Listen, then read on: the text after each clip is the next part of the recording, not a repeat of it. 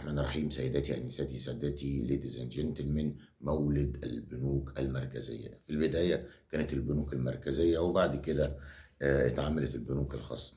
من المعروف إن أول بنك أنشئ في العالم كان بنك السويد، كان عام 1656 القرن ال17.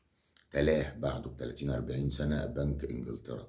ده تلاه بعد 100 سنة 102 سنة بنك فرنسا اللي أنشئ عام 1800. يتم إنشاء البنوك المركزية لخدمة الأغراض المالية للدولة. مثال على إنشاء بنك مثلا فرنسا 1800 قام نابليون بإصدار فرمان بإنشاء بنك فرنسا. ظهرت أول محاولات لإصدار العملة وكانت وش واحد أبيض وأسود. ظل البنك الفرنسي يقوم بدور محوري بالتنمية الاقتصادية لفرنسا. طبعا كان بيصدر العملات لأوروبا كلها حتى تاريخ 12 مايو عام 1998، تاريخ تنازل البنك الفرنسي حق إصدار العملات لصالح البنك المركزي الأوروبي اللي صار يصدر عملة اليورو.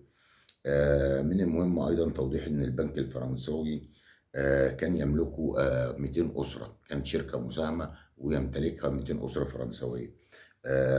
عند انتهاء الحرب تم تأميمه الجنرال شارل دي جول. أغلب البنوك المركزية البنوك الخاصة بعد كده افتكر في المستقبل هتبقى شخصية اعتبارية مستقلة ضد القطاع الخاص مثلا، يعني مش مع القطاع الخاص ولا مع الحكومات، شخصية اعتبارية. دمتم في أمان الله والسلام عليكم ورحمة الله وبركاته.